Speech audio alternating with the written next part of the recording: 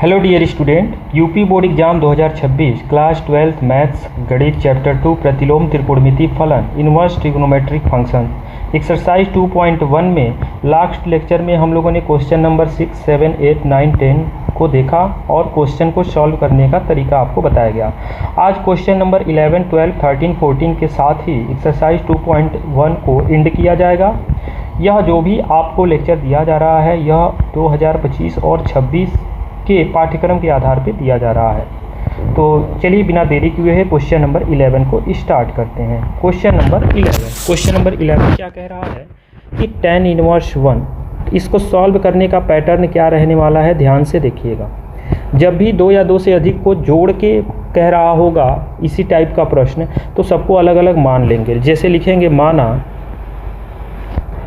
माना x बराबर tan inverse 1।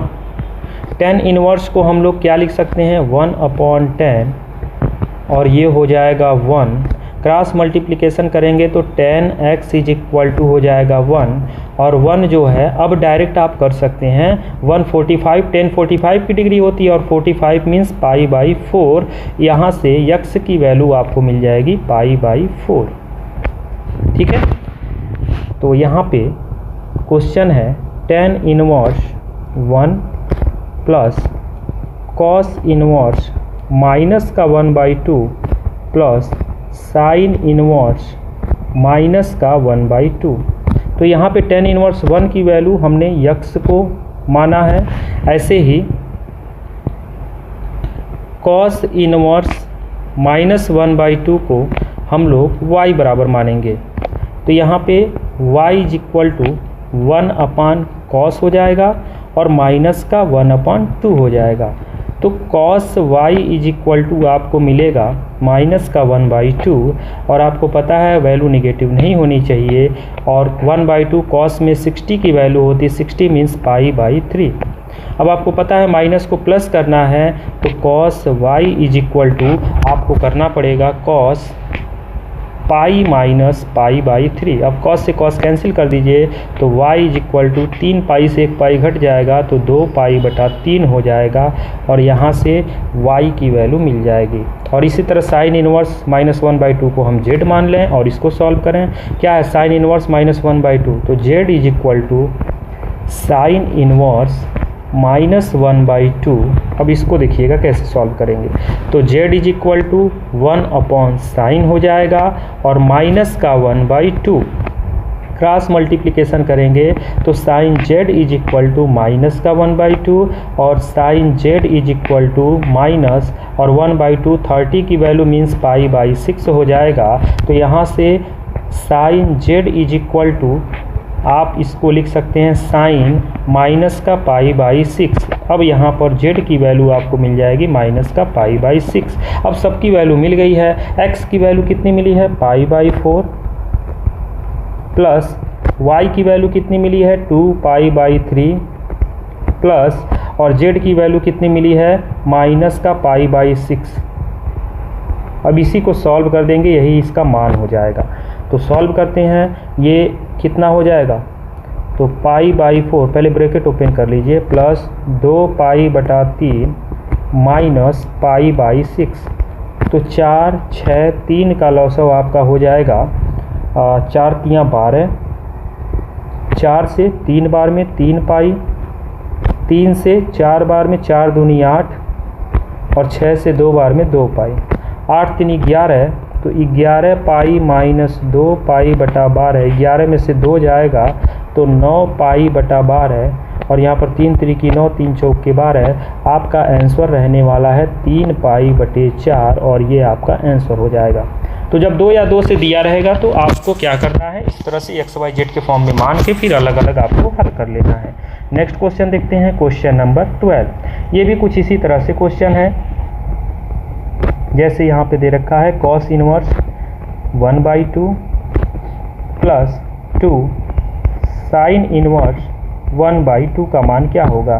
तो आपको cos इनवर्स 1/2 को x मान लेना है, और 2 ऐसे ही रहेगा, और साइन इनवर्स 1/2 को y मान लेना है। तो चलिए देख लेते हैं।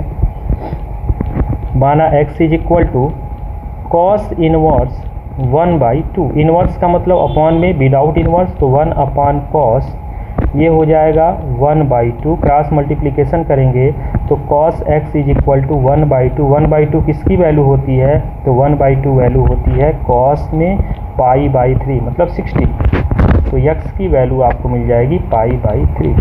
और cos का जो मुख्य परिसर होता है, मुख्य परिसर, ये भी आप पहले मैं क्वेश्चन बता चुका हूँ तो आपको लर्न हो गया होगा। cos इन्वर्स का जो मुख्य परिसर होता है वो 0 to π होता है। तो ये आपको याद करना, ये याद कर लीजिएगा, ठीक है। मैं आपको बार बार ये चीज़ें नहीं बता सकता, आपको भी वर्क करना पड़ेगा।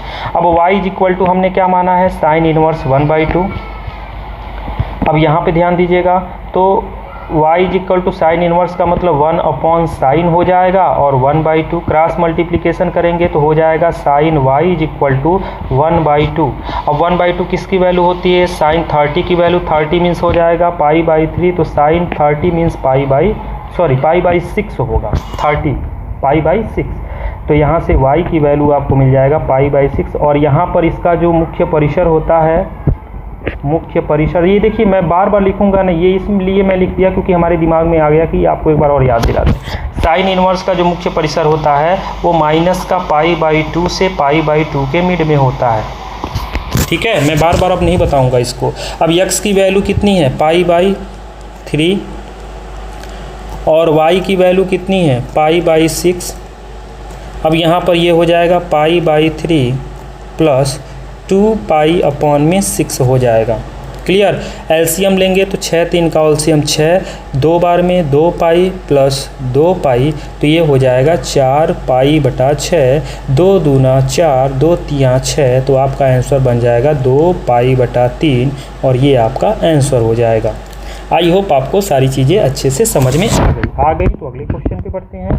अगला क्वेश्चन देखिएगा, क्वेश्चन नंबर 30। इस क्वेश्चन का सॉल्यूशन क्या रहने वाला है, ये आपका एमसीक्यू टाइप का क्वेश्चन है, ये आपका एमसीक्यू मल्टीपल चॉइस क्वेश्चन है। इसका आंसर देखेंगे क्या होगा। तो अगर y is equal to sine inverse x है तो y is equal to sine inverse का मतलब हो जाएगा 1/sin। तो sine y is equal to x है, sine y is equal to x। अब ये साइन इनवर्स है, ध्यान दीजिएगा, ये साइन इनवर्स है। और साइन इनवर्स का अगर आपको मुख्य परिसर पता होता तो ये क्वेश्चन आप डायरेक्ट कर सकते थे। तो मुख्य परिसर क्या होता है, -π/2 से लेके π/2 के मिड में इसका आंसर आएगा। तो -π/2 यहाँ पे दिख रहा है और π/2, और greater than is equal to भी है और less than is equal to, तो इज इक्वल टू और ग्रेटर लेस दोनों चाहिए, इसलिए ऑप्शन बी आपका क्या हो जाएगा, करेक्ट हो जाएगा। इसका मतलब ये होता है कि -π/2 भी होगा और π/2 भी होगा। ये बड़ा कोष्टक जो लगा है ना, बड़ा का मतलब क्या होता है, इसको भी लेना है, इसको भी लेना है और इसके बीच का तो आंसर होगा ही होगा। समझ में आ गया। अगर ऐसे बना होता, जो कि किस में होता है, कॉसेक में, और यहाँ माइनस का क्या हो जाता है, 0। अगर ऐसे होता है तो इस कंडीशन में -π/2 और π/2 को छोड़ के इनके बीच की वैल्यू लेना है, ठीक है। जिसको हम लोग क्या कहते हैं, ये एक प्रकार का अंतराल होता है।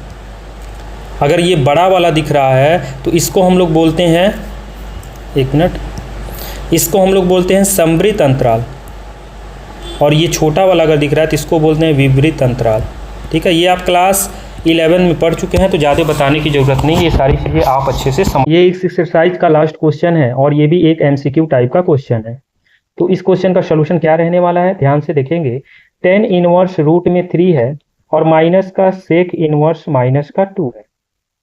अब यहाँ पे ध्यान दीजिएगा, ये तो हो जाएगा tan इनवर्स रूट में 3 को हम लोग tan 60 लिख सकते हैं। ऐसे ही सेक इनवर्स और ये माइनस में 2 को लिख सकते हैं सेक में 60। अब यहाँ ध्यान दीजिएगा, पाई के फॉर्म में लिखना है तो tan इनवर्स tan 60 मीन्स हो जाएगा 6 3 जा 80 होता है, मीन्स π/3 और माइनस ये हो जाएगा सेक इनवर्स, ये भी सेम आपका बन जाएगा सेक π/3। बट ये निगेटिव में है, ध्यान देना है, निगेटिव को पॉजिटिव करना पड़ेगा।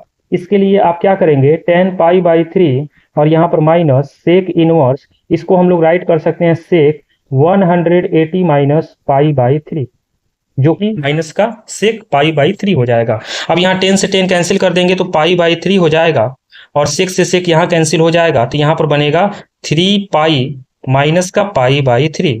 सॉल्व करेंगे तो पाई बाई 3 माइनस का 2 पाई बाई 3, तो एलसीएम लेंगे 3, तो हो जाएगा pi minus 2 pi means pi by 3। 2 pi means minus में आ जाएगा और ऑप्शन नंबर भी करेक्ट हो जाएगा। तो आपका एक्सरसाइज 2.1 इंड होता है। आई होप आपको यह लेक्चर अच्छा लगा होगा। अच्छा लगा तो लाइक कीजिए और अपने फ्रेंड तक शेयर जरूर कीजिएगा। मिलते हैं नए लेक्चर में। जय हिंद।